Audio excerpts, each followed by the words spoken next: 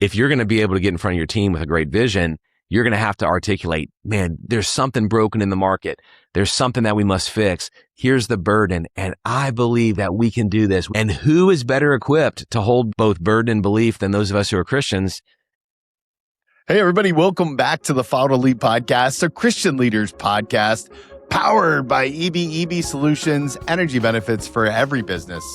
Go to ebsolutions.com today and learn how you can save real tax dollars with capital savings on energy investments. Again, go to ebsolutions.com and tell them Tony sent you. Friends, today on the podcast, I'm so excited to introduce you to Eric Geiger. Eric Geiger is the author of The Rooted Leader, 7 Rhythms of Leaders Who Bear Fruit That Lasts. But more than that, Eric is the pastor of Mariners Church in Southern California. He lives there with his wife, and he is an expert on community building, on leadership. And in our conversation, we get real honest about how to lead when you're feeling overwhelmed, about the rhythms that's helped him be successful, and about some of the things that's happened in ministry where some of his peers didn't last. It's a heartfelt, deep conversation. Eric is one of those leaders that you just kind of want to sit at his feet and learn from. I know you're going to love it. And make sure you hang on all the way to the end for our coaching question. As always, we're forever thankful for you. So now here's a quick word from our partners and my conversation with Eric Geiger.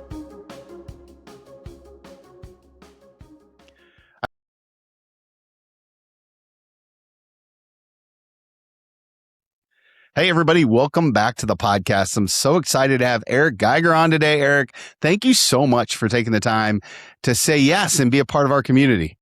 Tony, it's an honor for me to be with you, and thanks for inviting me. You know, as I mentioned before I hit record, this year we're wrestling with the kind of like the 12 most Googled leadership questions, some of the wrestlings that we know leaders have on a regular basis. And this month's question is all about being burnt out or overwhelmed. So let's say that you're sitting across from a young executive, maybe somebody who wants to put a major dent in the world, and they look at you and say, man, how'd you do it for this long? How do you encourage someone who's wrestling when they feel crispy? Yeah. And man, I love that frame of looking at what people are searching for on Google in terms of leadership. So we know that the listener has wrestled with this because this is so common. How do I keep leading when I'm burnt out or overwhelmed? Or how do I get through a season of being burned out or overwhelmed? Tony, I would probably, if I'm sitting with a young leader, differentiate between being overwhelmed and burnt out. So I want to ask a bit more of what that leader is going through. Are you overwhelmed because the scope of the vision is just so huge? That could actually be a really good thing, or the role feels bigger than what you have accomplished in the past, or you feel like there's areas of some competence gaps because the expectations of the role are just so massive.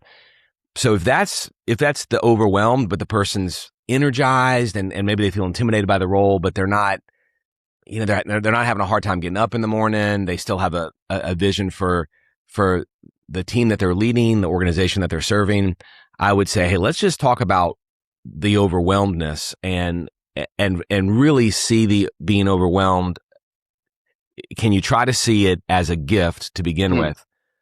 Because what I've found is times of being overwhelmed really become the moments where my leadership is grown the most and really developed the most. So it's actually a common question I'll ask, Tony, when I'm interviewing someone. I'm trying to sense if the person has capacity for not the role that we're hiring, but what the role could be in the future if the organization keeps growing, or if we adjust the role because we're going after a new initiative. So I'm trying to sense how the leader that I'm interviewing grows in their capacity. So I will even ask, tell me about the last time you were overwhelmed. And what I'm not looking for, which some people hopefully they won't listen to this podcast because they'll learn the secret. What I'm not looking for is someone saying, man, I was so overwhelmed and I just went to my supervisor and I asked some things to be taken off my plate, or I was so overwhelmed I just renegotiated with the board what my job description would be. That's not the answer I'm looking for. I'm looking for, I was so overwhelmed I looked at everything I was doing and stopped doing the least fruitful things so that I could focus more energy on the most fruitful things. I'm looking for that answer. Or I'm looking for someone to say, I looked at the team that I have and I figured if I could develop everyone to be 5% more efficient or effective in their roles, I got 6 people that I oversee. That's 30%. I could create 30% margin just by developing my team. Or I'm looking for an answer that says, I actually viewed being overwhelmed as an opportunity to learn new skills. I put in some work and I learned disciplines that I didn't know before. And I got better at some things that I had been doing before, and I created more margin in my life. And so being overwhelmed actually became a catalyst for growth. So I'm sitting with the young leader. The young leader says, I'm overwhelmed. Or Eric, how do you get through a season when you're overwhelmed?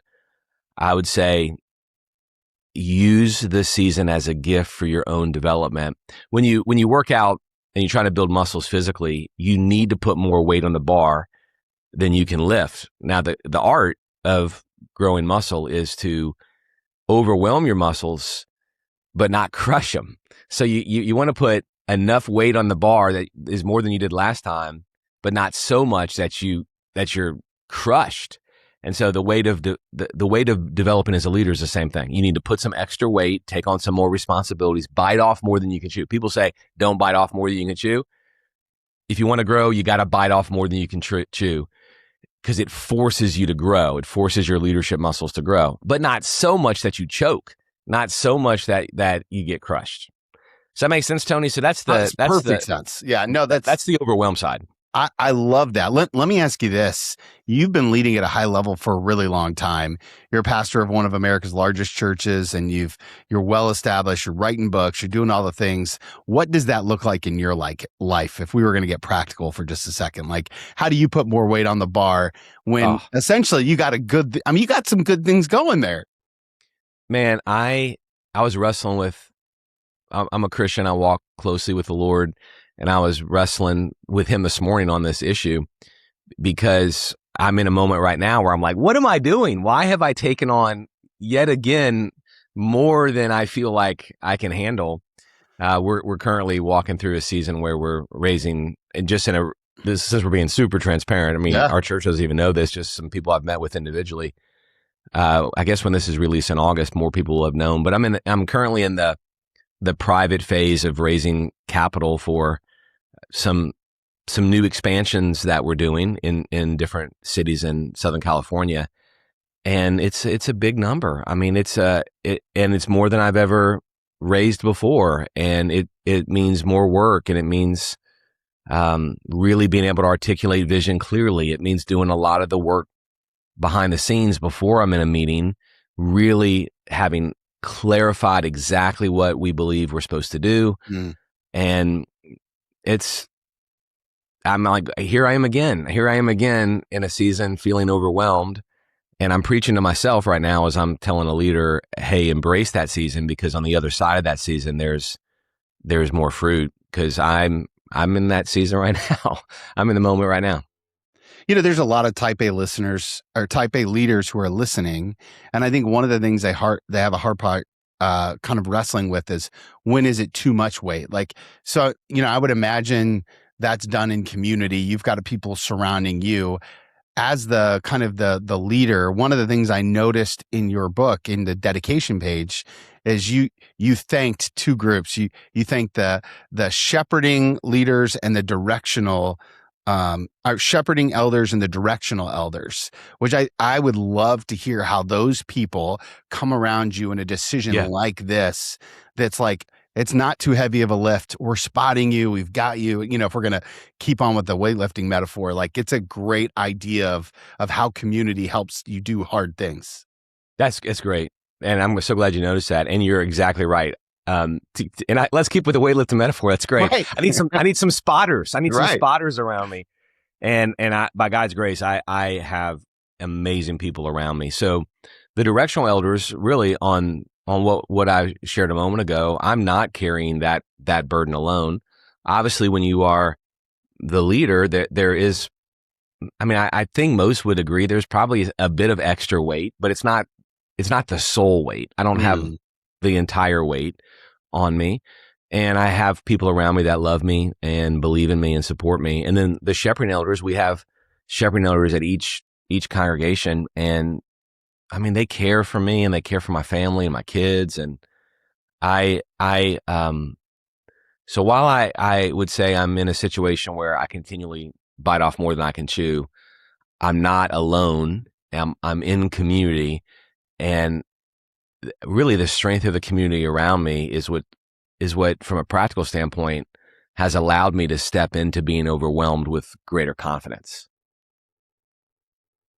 So how do you wrestle with the fear of that big capital campaign number and knowing that it's out there, but yet you feel called, the people around you whose voices you trust are affirming it.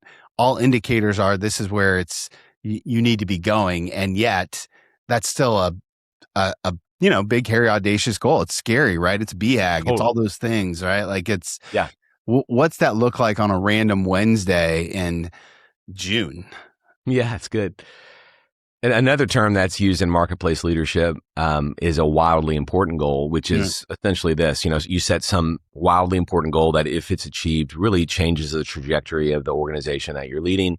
And the authors of the book, The 4 Disciplines of Execution, that's the book that really articulates a wildly important goal. They say the reason that most leaders don't do wildly important goals is we really do have a temptation to hedge our bets. If we announce that we're going to go after this one thing, then we really do put a spotlight on ourselves. And if you do 30 things, no one knows if you accomplished any of them. But if you go after one thing, everyone knows. And so it does. I'm just being honest, Tony. There are times where I have faced fear. And in those moments, in my best moments, I transfer fear towards earthly things, fear of failure or fear of people, and I transfer that to my Savior. I transfer that to God. Instead of having awe for lesser things, I replace my awe of that for my awe for Him. And then I remind myself, and this was even today, I remind myself of how many other times in my journey has He been faithful. He is faithful. He has come through. He can do immeasurably more than I ask or imagine. And so here we go again, God. We can set a big goal, and you ultimately are the one who causes these things to happen. You're going to grow my faith in the middle of it. Let's go through this season of being overwhelmed. Now, I'd say, Tony, you can't, as a leader, have that on your team all the time. So that classic leadership book, The Art of War, is like, you can't have the troops on the front lines all the time. You can have seasons of the troops on the front lines, but you can't constantly have everyone overwhelmed. You can have moments of being overwhelmed, and then you rest. And I don't mean you stop doing your work, but it's similar to, again, to building the muscles. You have to have some time to recover, and then you go again. You have some time where you get into the regular rhythms, and then you go again. And all of that is an art. There's not really a science. It's not like X number of weeks and then you do it again. It's an art. One of the interesting things when I talk to folks like you who are dripping with God's presence, like you're clearly rooted in the Word and you've spent a lot of time following Jesus. I'm always curious about daily disciplines. One of the things that we say around here a lot is that if you aren't dedicated to your disciplines, you'll be destroyed by your distractions. It's a good word. It's a really good word. It's just this kind of belief that most people don't wake up one day and say, man, today's the day that I want to ruin my life. And I know that you've built systems at your church to protect the church from you and you from yourself and all of those kind of things. But I'm also curious about, like, what are the things that you do, you have to do daily, weekly, monthly, yearly, to keep you in a good place and focused on God and not on the million other shiny objects that I tend to get distracted by. But Tony, I really appreciate the framing of the question. Daily, weekly, monthly, yearly. It's a really wise way to approach your schedule. And I look at my schedule that way. So daily is time in the scripture. Weekly is focused time with my wife. We have a date night. We're married 30 years in November, a date night every week. And then on a day off, I really do spend several hours both in general revelation, so in creation, and in special revelation in the scripture. Not only on my day off, but really on my day off, I'll do a long bike ride, which, I live in Southern California, man. It's like the best. I'm sorry. We could do it all the time. And so a long mountain bike ride, stand-up paddle boarding, a walk on the beach, a couple of hours on my day off every week, really just being refreshed. I know that's not everybody's thing, but for me, I don't know what Enneagram it is where you appreciate beauty, but I'm a 3 that wing, whatever one it is where you're just inspired by beauty, and I enjoy being in God's creation. And then annually, monthly probably for me is the weekends I'm not teaching. I teach 34 to 35 times a year, but each weekend that I teach of those 34 to 35 times is 7 sermons. So it's a lot of reps. Sure. So on the weekends when I'm not, Kay and I and our daughters, we will really spend some focused time together, which is being with my family is super refreshing for me. We just went to Lake Havasu last weekend as a family, and it was so good. Just time in the boat with the daughters is awesome. And then annually I take a study break where I'm able to really spend extra time in the scripture, map out what I'm going to teach for the next year. That's every July. So that's essentially that's been my rhythm since being here. So about 8 years, that's been the rhythm. And listen, there's times, Tony, I get tired. There's definitely times I get overwhelmed, but I don't believe I've approached burnout here.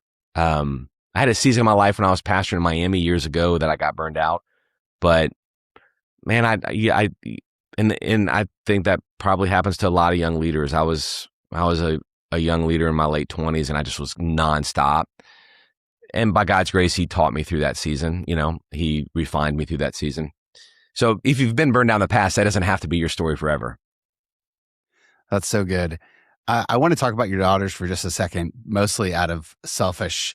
I always like to learn from dads who look like they're doing it well, at least from the outside. And one of the things that struck me is that you've written a book with each daughter. Yes. Yeah. And I would love to hear about that process, because I try to cook with my daughter, and I'm more of like, oh, it's fine. And she's more like, Dad, everything has to be measured. It has to be. And so I try to be her sous chef all the time. And she constantly kicks me out of the kitchen. It's mostly done in love. But how was that process writing books with your daughters? The books, they look great. It looked like I loved how each daughter got a book, and one's illustrated beautifully. And so tell me about that process. Yeah. How old's your daughter, Tony? She she just turned 14 in April. Oh, that's such a fun time, man. Enjoy the drive time right now at 14. So I've got an 18-year-old and a 16-year-old, and the 18-year-old is about to start her freshman year at USC. 16-year-old will be starting her junior year, and the 16-year-old just got her license. And man, I feel like it's grief, isn't it? It's real grief. I have a 20-year-old who just finished his sophomore year at college, and I miss him so much. Yeah. And then a middle child, man. 16, who's getting his license next month. So I'm in it. Yep. It's a sweet season though. I've loved being a dad. It's my favorite thing really, is being a father to Eden and Evie. The writing with them was such a gift. Even if no one buys the books, the time with them was so special. With both daughters, it provided a context for just lots of conversations. So I wrote a kid's book with Evie, and she was really small when that happened. But we spent I didn't write one word without her. So we spent so much time. Oh, that's beautiful. In front of the computer, talking, dreaming about the book. It was such a blast. And then the most recent is with Eden, my oldest, and it was a 50-day devotional. And we worked on Dad's part and Eden's part, 50 days. And it was just really sweet time of conversations, and I wouldn't trade those moments for anything. If you could give one piece of advice to a leader who's maybe leading at a high level, leading a movement much like you are, and has kids in these ages where they need us to be around, what's the tension of that process? Because from an outsider's perspective, it looked like you said, hey, I'm just going to bring you into my world in this kind of way. And I'm curious if that was intentional or if that was just an opportunity that you took, or how do you How do you coach people kind of through that mentality? Yeah, there's two things that I would tell a young dad, and I tell the young dads on our staff all the time. The first is, man, it's not how much you work that your kids will notice. It's when you work that your kids will notice. And so you can work a ton of hours. And I'm not saying I tell my team you have to work a ton of hours. I'm actually referring back to a season when I was in the marketplace. I was chief business officer at a publishing company, responsible for $500 million in revenue, had at Lifeway, right? Yep. Had 4,000 employees at that time. It was a really big job. But what I learned during that season is I could work. And some of those times I worked a ton. I mean, 60, 70-hour weeks. But as long as I protected the 5 p.m. to the 8 p.m. time, those 3 hours, dinner with my kids, Bible story, tucking them into bed at night, if I protected that time, I could pick up work after they went to bed. I could wake up super early and work. So it's not only how much you work, it's when you work. So you could have a dad who works 60 hours a week and he's protecting that 2.5 to 3 hour window at night. And you could have another dad who works 40 hours a week, but he works 9 to 5 and has a long commute and doesn't get home till 7. And he's working less time, but he sees his kids way less. Yeah. So it's really about figuring out the rhythms around your schedule, what's the most important times with your kids, and then working really hard to protect those times. When I came here, the drive time with my daughters became more important. So that was time that I protected. So that's the first thing that I would say. And the second is you observed it, is in every role there's benefits that you can enjoy with your family. You just got to take them. And so when I was in the marketplace, when I'd get asked to go teach a leadership talk somewhere, I'd take one of my daughters, and we'd go to Phoenix for a thing I'm speaking at, and we came to Southern California when I lived in Nashville for a thing I'm speaking at. I took daughters on each of those trips, added a day or two on the front end or the tail end, and went to some amazing places, and they thought my job was the best thing ever. And then being a local church pastor again, I mean, I've got a lot of pressure, but I do have some freedom with my schedule. So I coached their basketball team, their flag football team when they were in junior high. And that meant leaving the office sometimes at 3 p.m, but that also meant I'm picking up work at 7 when they were picking up their homework, Sure. So it's just realizing that as a leader, you do have some authority over your schedule. No one I've worked for, and here it's a board of elders, no one has ever thought, I wonder if Eric's working hard, or I wonder, is Eric taking advantage of his freedom? Like no one's ever questioned my work ethic or my commitment to what we're doing. And because of that, I have been afforded freedoms to be able to manage my schedule to serve my family well. Yeah, one of the things we say around here is trust is given and mistrust is earned. And that's a Craig Rochelle quote, I think, that, it's just one of those reminders that, hey, if you haven't given anyone a reason to mistrust you in the workplace, then people are going to trust that you get it done and deliver results. And I think that's a testament to what you've done over the years. Man, thank you. One of the things that's interesting, as I kind of looked at your, the arc of your work, if you've had a ton of partners in books, you've written a lot of books with people, which is super cool. And then you've also written a couple on your own. And I was trying to say, I was like, does Eric kind of stay in one particular genre? And, you're kind of a leadership guy, but also you kind of have a broad swath to it all. I'm curious how you discern God's voice in what you need to write next, because this book, The Rooted Leader, is about rhythms for leaders who want to bear fruit that lasts. And It's also about Nehemiah, and it's got a lot of root reference, which I just absolutely loved. How did you decide, okay, Nehemiah is the guy, I'm going to go in and dive in on this? That's great. That's a great question. I think if you ever have communicated, you know the difference between you are given a talk to teach on versus you've been given freedom to speak on, and you show up to teach, whether it's a sermon or a leadership talk, or you're you're just casting vision to your team, and you have got this burning desire that this is exactly what I must say now. I'm really thankful that, because writing is not even close to my full-time gig, like I don't make a living at all off writing. So because of that, I don't live with any pressure of, I got to get a book out, X number of months from now. What am I going to write about? So thankfully, every book that I've written, I've been able to have that burning desire. The prophet Jeremiah in Jeremiah 20 verse 9 is like, I can't keep this in. His word is a fire in my bones. I'm tired of holding it in. Indeed, I cannot. And I am thankful that this book, The Rooted Leader, and other books that I've written as well, Tony, have felt that way. Like, I really believe this is what I'm to say now. And I really believe God's going to use it to help people and encourage people. And I'm not writing because I have to have another book out. It's a burning desire that came from him. One of the things that struck me is the use of the word rhythm versus principle. Mm-hmm. And I thought, well, that's an interesting way to think about it. I'm wondering if you would drill down on the idea of a rhythm versus a principle, because I think it would be really easy to say 7 principles for leaders, but you intentionally use the word rhythm, and I'm hoping we could kind of peel back the layer on that. I'm really appreciative for you noticing it.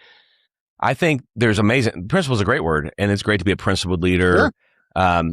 But sometimes I might have a principle that I am aware of, but it doesn't affect the regular rhythm of my life. So a rhythm is, here's how I'm living, here's how I'm integrating the principles that I believe into my daily leadership and the leadership of the team.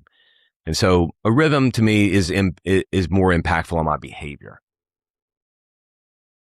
You start the book off with talking about toppled leaders, and you begin to talk about roots.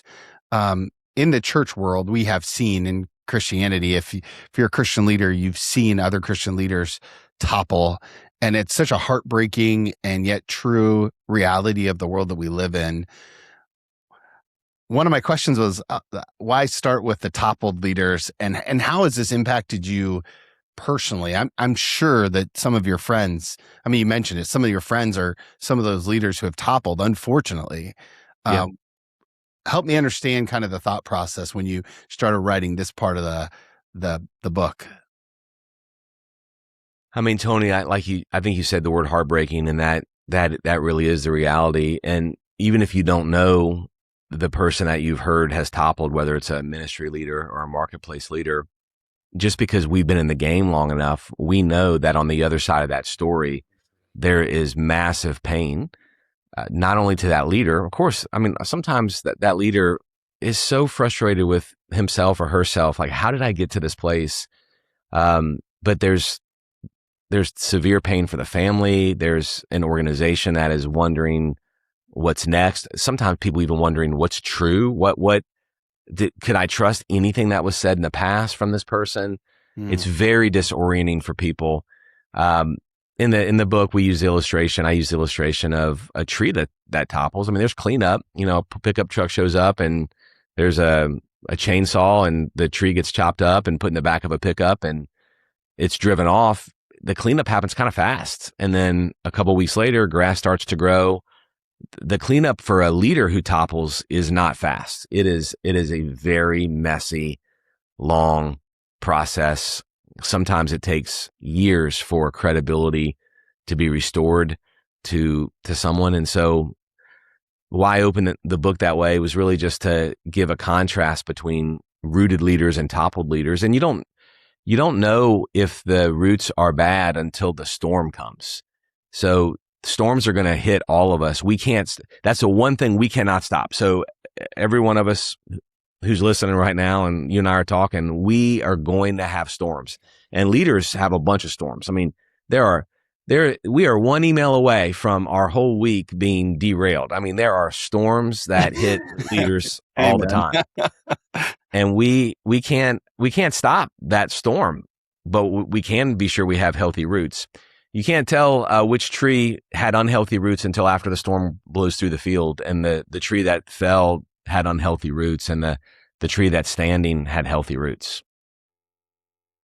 One of the things that I've seen you talk about recently is kind of a cliche about criticism, and you kind of come out and say it's untrue. The cliche is there's a kernel of truth in all criticism, and you reference Nehemiah as kind of the reason for that. I'm wondering if you can kind of unpack that. I think it's a powerful nugget that people need to get, because one of the things that I say a lot is that feelings are decision points. They're not decision makers. Mm-hmm. And so if somebody has a bad feeling about me, that's not necessarily a reason to make a decision, or does it make it true? Right. And so I think it parallels what you talk about nicely. Yeah. The cliche, there's a kernel of truth in all criticism. I know the pain of that cliche, because I really believe, Tony, as a young leader, I actually believed that cliche. So if I was criticized, I would think, whoa, I gotta work really hard to find what's true here.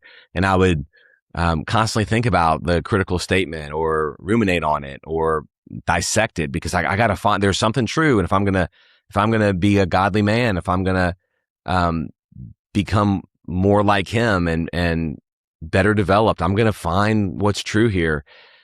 Sometimes there's a kernel of truth in criticism.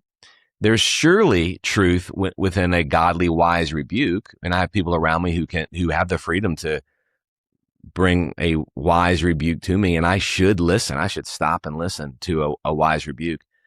But the cliche that there's a kernel of truth in all criticism is untrue, because sometimes it's a lie. Sometimes what's said about the leader, or about the project that the leader's working on, or about the motivations of the team that the leader's on, sometimes what's said is completely false. And we just know that from practical experience, but you also see that in the book of Nehemiah. Nehemiah's building the wall. It took him 52 days to this incredible feat. Nobody thought it was possible. He led God's people to rebuild the wall around Jerusalem. This is after they moved back, or were moving back after being in Babylonian captivity. And all of the nations that surrounded Nehemiah hated the idea of the wall being built, because that would cause Israel, Judea, to be powerful, or to not be able to be easily attacked. And so they start bringing all kinds of falsehoods against Nehemiah and against all the people working on the wall. You said that you could rebuild the wall in a day. They never said that. So they're even lying about what they said. You're feeble. These weren't feeble people. These were God's people who God set apart for this task. And Nehemiah, if he believed the false cliche that there's a kernel of truth in all criticism, perhaps he would have stopped working on the wall. Perhaps he would have called for a convene, met with all of the people who were leveling criticism his way, and asked, how can I discern and discover what's true here?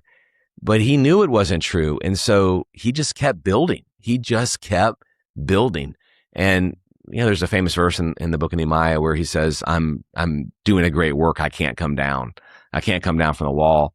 So as a leader, there are times when you should listen to criticism, because there could be some truth there. You should for sure listen to a godly, wise rebuke, but don't allow the cliche that there's truth in all criticism to stop you from building what God's called you to build. Stay in the wall, keep building. One of the things that I appreciate that you did in the book is you have two appendixes. Appendixes? You know what I'm trying to say. Two parts gotcha. After, yeah. I don't know if it's appendices or appendixes, but I know exactly what you're talking about. Who knows? But one of them is called The Christian's Unfair Leadership Advantage, and the second one, Rooted Followers First. I'm wondering, there's a lot of leaders who are Christian, who are leading in the workplace, who don't understand the unfair leadership advantage we have.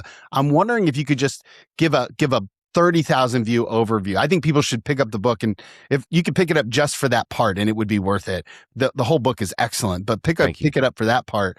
If nothing else, give us an overview of that unfair advantage that we have as Christian leaders. Yep. And I'm talking, like, I know, Tony, a bunch of your audience is marketplace leaders. So I'm not speaking to pastors like me. I'm talking to you who lead in the marketplace. You're in the C-suite, or you're an entrepreneur, you're a founder, you're leading a department or division, or you're currently being groomed to do so, or developed to do so. You have an unfair advantage. So unfair advantage is a marketplace term. It's often used when venture capitalists or private equity is looking at a group that's launching a service or a product or starting something new, and they'll ask, what's your unfair advantage? Essentially, what do you have that's going to be hard for someone else to replicate?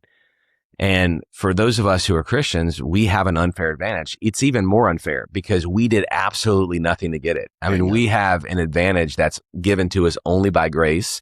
And so the unfair advantage is that you right now as a leader, if you're a Christian, you are not leading alone. God, the Spirit, has moved into your life. So we know that God the Father sent Jesus, God the Son. He died on the cross to take away all of our sin and our shame. When you believed in him, the moment you believed in him, God the Father sent God the Spirit to live within you. So you're walking into a meeting and you are not walking into that meeting alone.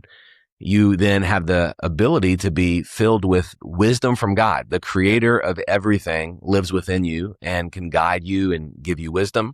That's one example. There's so many, and you'll see this when you, if you look at the book. We know that from research that servant leaders are the most effective leaders. Well, I mean, who understands servant leadership more than those of us who are Christ followers? That's right. Because we're Christians, because Christ served us, and we have an identity as a servant. We know that great leaders are filled with credibility, that you can't lead unless you have credibility. And who has the opportunity to have credibility more than those of us who are Christ followers? Because Christ is committed to developing our character. We don't even have to live with the burden of developing our own character. He's the one who actually develops our character. And therefore, if our character grows, our credibility grows. You look at perseverance. I mean, that's such a fruit of leadership. Nehemiah displays that. I'm staying on the wall. I'm not coming down. Who can better understand perseverance than those of us who are Christians? Because embedded in our faith is we are going to continue, not in our own strength, but we can persevere because he preserves us. He holds on to us. So we can persevere. Even you look at a really practical leadership fruit like vision. So Nehemiah is constantly quoted as being this visionary leader because he shows up in Jerusalem with this really clear vision. Let's rebuild the wall so we will no longer be in disgrace. Like, not a long vision statement, really clear. Let's rebuild the wall so we'll no longer be in disgrace. But when you look beneath the surface, you see that his vision came from both burden and belief. So he was burdened that the people were a disgrace in Jerusalem, but he had a belief that God was not finished with his people. And so vision is really the result of holding both burden and belief at the same time. So you're launching a company or you're starting a new service or a new product in the company that you're a part of. If you're going to be able to get in front of your team with a great vision, you're going to have to articulate, man, there's something broken in the market. There's something that we must fix. Here's the burden. And I believe that we can do this. We can deliver this for the sake of the customer. And so burden and belief coming together is what really fuels vision. And who is better equipped to hold both burden and belief than those of us who are Christians?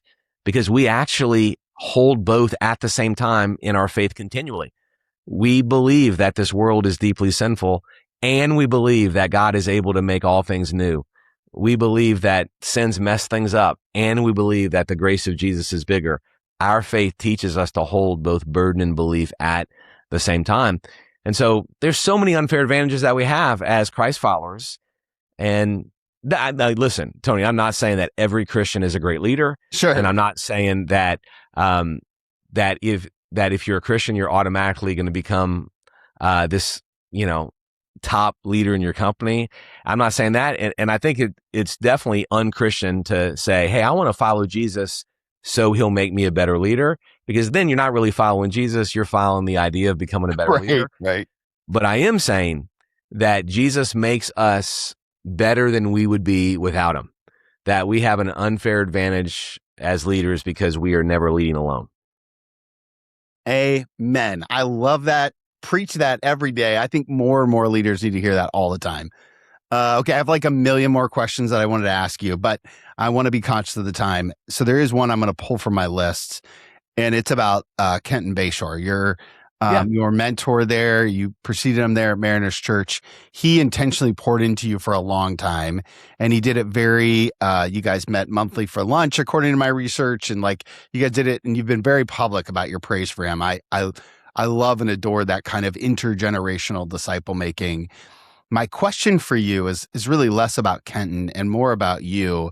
I would imagine in your role, there's 100 guys who would love to go to lunch with you once a month, who would love to be discipled by you, to be mentored by you. How do you discern who on the small scale that you're going to give your time to for intentional development? Yeah. Man, it's really a convicting question. I'm thankful for the question because I want to develop other people. I don't want to only lead from an office, and not be in people's lives. It's looked differently at different phases. When I was in the marketplace, I had a monthly book club with emerging leaders, and so I identified 12 to 15 emerging leaders in the organization and just poured into them monthly. Coming into the role I'm at now, we have 12 congregations throughout Southern California. So I really have a burden and a deep sense of responsibility for our lead pastors at all of those congregations. And so I care a lot about them.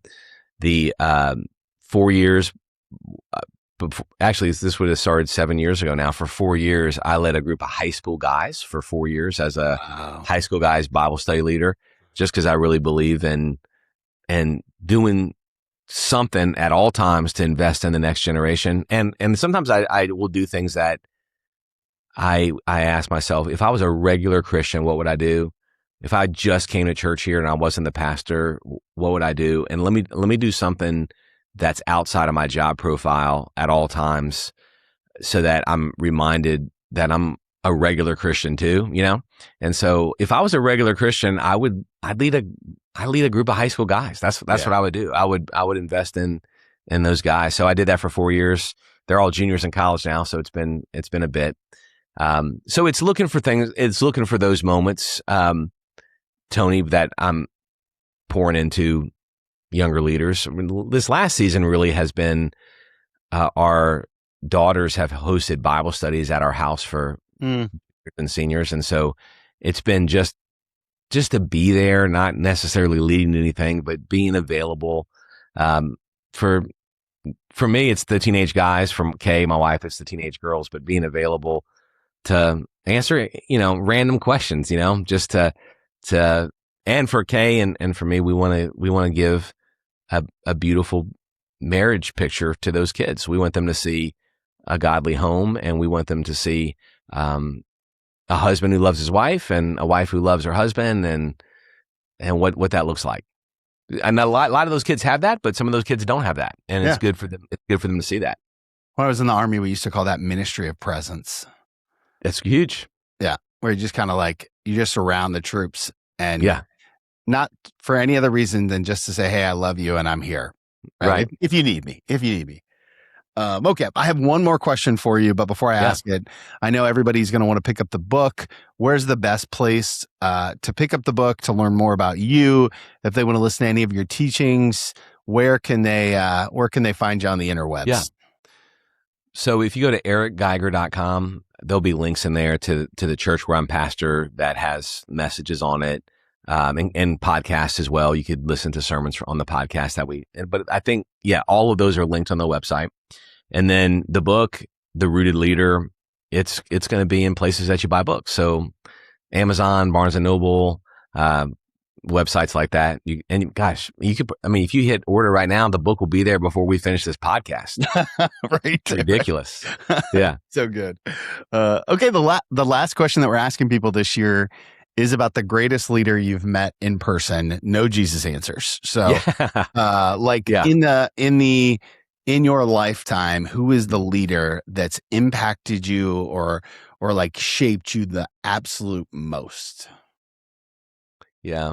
Gosh, I've been so fortunate, and I really have had such amazing people pour into me. I am the fruit of a lot of people's investment, and I could rattle off 10. I'll cheat and give 2. One is my dad. Yeah. He was such a godly man who led in a quiet strength. So He wasn't never behind a mic. He never was on a podcast. He passed away 2 years ago. Never on a podcast. Never, teaching from a stage, but influenced so many people by serving, by being a servant, by being someone who would meet people's needs. And I mean, from laying hardwood in a home of someone he didn't know because that family had lost a kid and he was compelled to serve that family. And that was the normal kinds of things my dad would do. And his influence was really deep because he was a servant. And then I had an executive coach my whole time I was in the marketplace that I met with once a month for 7 years. His name is Steve Graves. And he just constantly giving me nuggets of wisdom. And it was all real time. So it was like, I'm struggling with this month, and him being able to coach me. So it was all solid stuff, but it felt so practical because he was a coach in the moment with me. Steve Graves is his name. And it's not, one thing that he said, it's so many things that he said, but it's the ministry, like you said, the ministry of presence. He was there through a lot of leadership moments, and I was able to trust him, and he made a massive impact. Is he still around? Yeah, Steve Graves is. I've had him on podcasts with our church before. He still does some executive coaching, and he has some leadership books. You should get him on, Tony, if you can get him. He's awesome, man. I love it. If you have time to make an introduction, I'd love to have him on. Yeah, he's legit. That'd be great. My wife Eric loves him too. And so when my wife loves someone, what that typically means is, Eric, I think this guy makes you a better husband, so hang out with that guy more. That's what that means.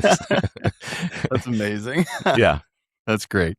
Thank you so much for being so generous with your time today. Thank you for the work you're putting out in the world and the way that you're just building the kingdom of God and everywhere that God has you. It's been an absolute joy to chat with you today. Man, I've loved it, Tony. Thanks for such thoughtful questions, man. It was really a fun conversation.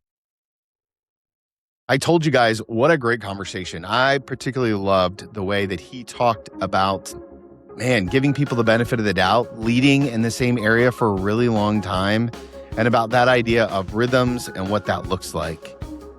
I think one of the things that each of us have to do, and this is my coaching question for you today, is what in your rhythms are working or not working?